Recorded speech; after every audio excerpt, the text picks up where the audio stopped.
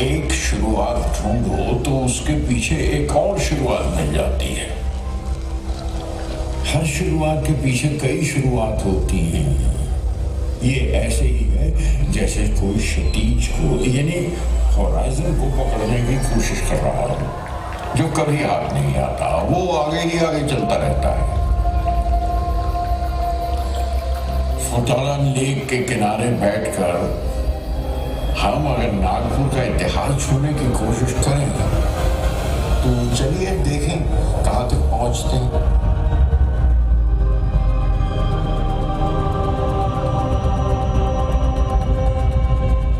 पहली बार नागपुर का नाम लिखा हुआ या दर्ज किया हुआ मिलता है 940 ईस्वी में, यानी 940 AD। एक कॉपर प्लेट पर देवड़ी गांव में, जो आज के वर्धा जिले में है।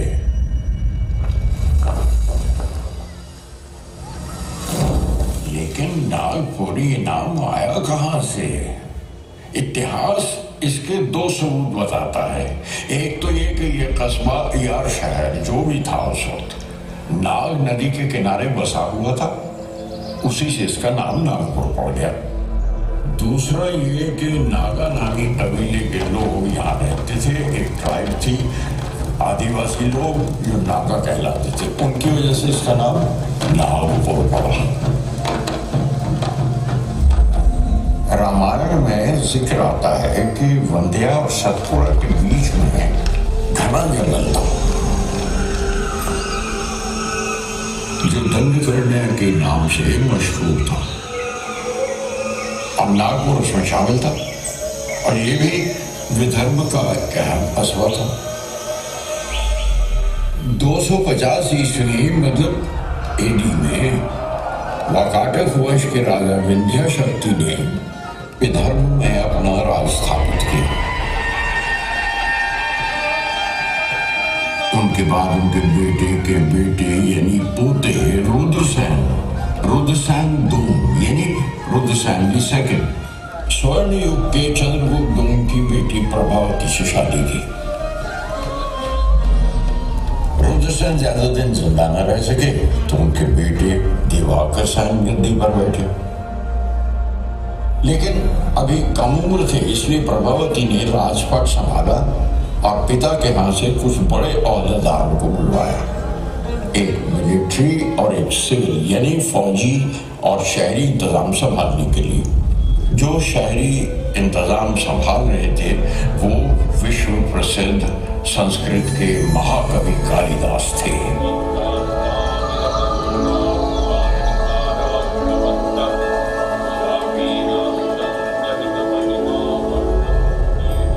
और रामगिरी, जिसे अब हम रामटेक कहते हैं, वहां बैठकर मेघदूत की रचना की। ये नाम भी नागपुर से जुड़ गया।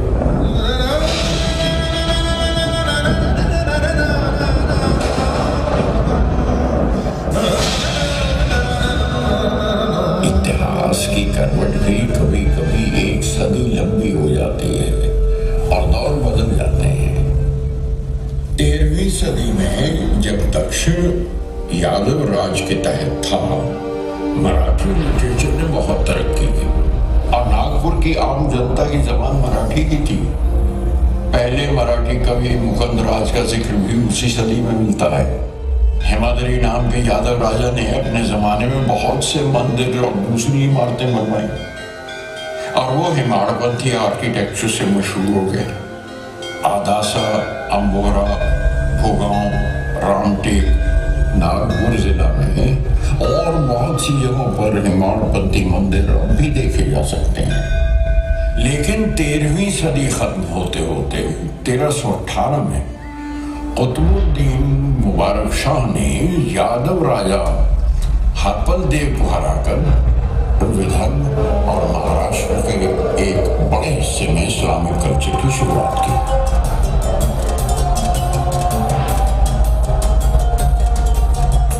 इस्लामिक दौर में बुलंद शाह सबसे बड़ा हुक्मरान माना गया है। नागपुर के इर्द गिर्द फैले हुए छोटे मोटे गांव को जीत के एक मजबूत नागपुर और वो राजकौन परिवार से था।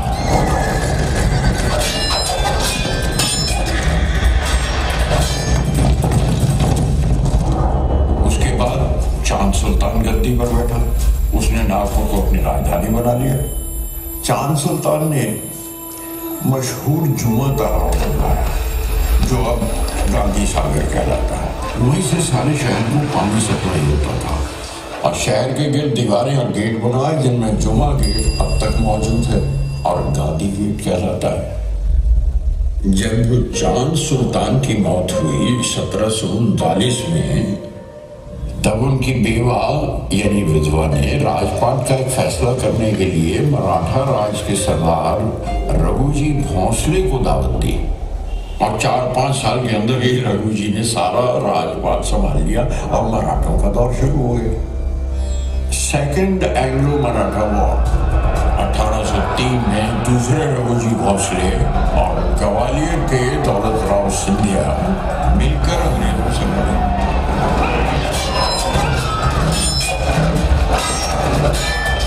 हारे और एक बड़ा हिस्सा राजपाट का अंग्रेजों को सौंपना पड़ा। अब अंग्रेजों का दौर शुरू हुआ।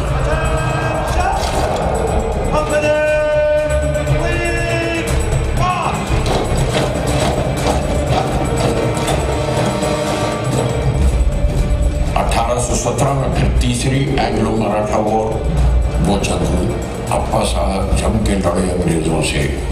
कुछ अर्सा एक आरसीसी मराठों की हुकूमत चली, लेकिन 1853 में डॉक्ट्रिन ऑफ लैप्स के तहत अंग्रेजों ने पूरा राजपाट संभाल लिया।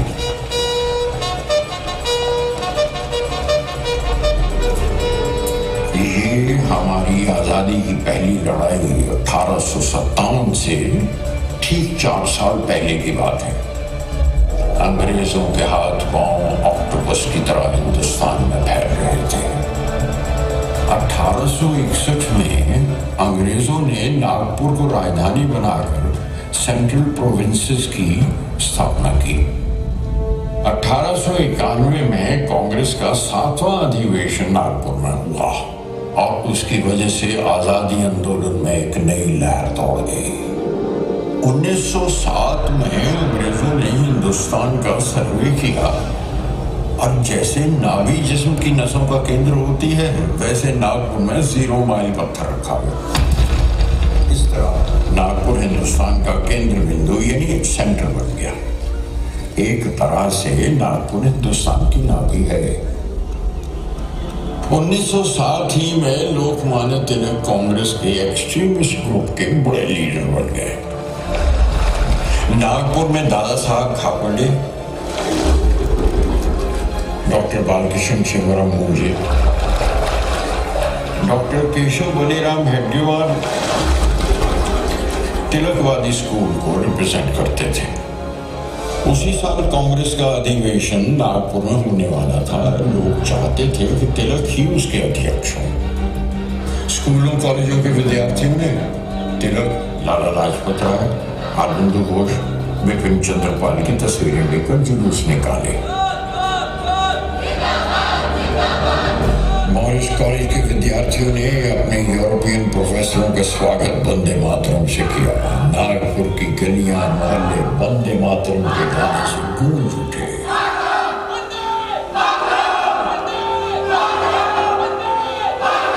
और एक नया आंदोलन शुरू हुआ, boycott British goods.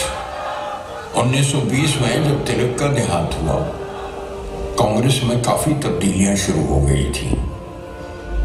Gandhi ji ने संपूर्ण आजादी के आंदोलन की शुरुआत नागपुर से 75 किलोमीटर दूर सेवाग्राम से की और सेवाग्राम को अपनी कर्मभूमि बनाया। 1925 में विजयदशमी के दिन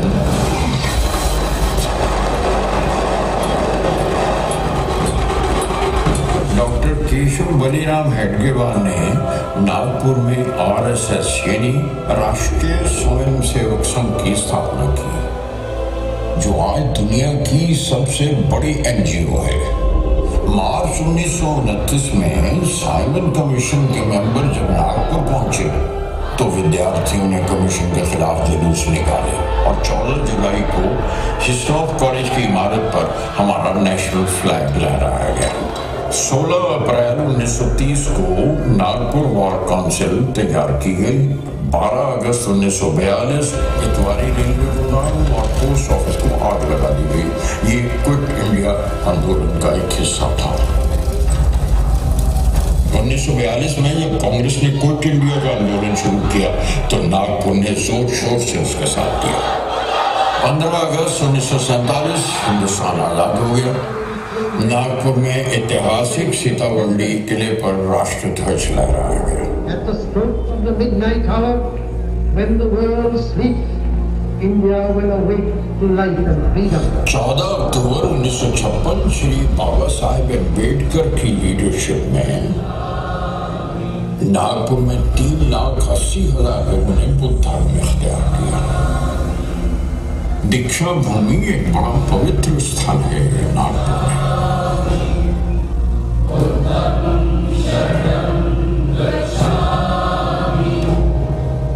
एक और चीज जिसके लिए नागपुर मशहूर है वो रॉयल बंगाल टाइगर्स है।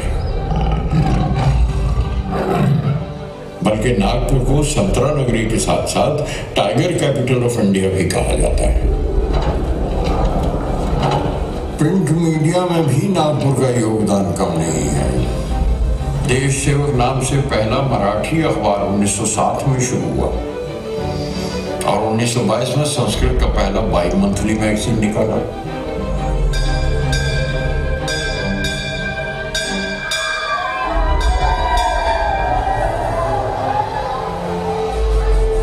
स्कूलों और कॉलेजों में भी नागपुर का बड़ा योगदान है। 1920 में 46 पब्लिक स्कूल थे नागपुर में। लड़कियों की शिक्षा के लिए पहला स्कूल नागपुर में सीताबर्डी में 1878 में शुरू हुआ। 1923 में नागपुर यूनिवर्सिटी कायम हुई।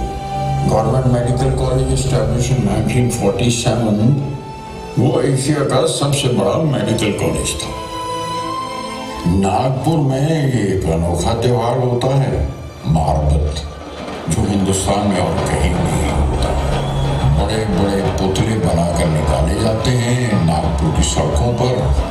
ये सोच के घुमाए जाते हैं कि नगर में कोई बदशगुनी, कोई बदी या बदरूह ना बचे और न एक तालाब पर ले जाकर जला दिया जाता है। ये रवायत 100 साल से भी ज्यादा पुरानी है। रामनवमी शोभा यात्रा एक और खूबसूरत त्योहार है नागपुर में। राम, सीता और लक्ष्मण के साथ हनुमान जी की मूर्ति लगाकर रथ सजाए जाते हैं और गाते बजाते नागपुर की गलियों में निकाले जाते हैं। नागपुर से बड़ी बड़ी हस्तियों ने हिंदुस्तान की उन्नति और तरक्की में हिस्सा लिया है। बड़े रंग देखे हैं और दिए हैं नागपुर ने अपने देश को। नागपुर हिंदुस्तान की सकरगी है, हमारी रेनबो है। अगर ये पानी में पिघल के भूल जाए तो कुछ ऐसे ही रंग आपको दिखाई देंगे जो इस वक्त पानी के पर्दे पर रक्स कर रहे हैं और गुनगुना रहे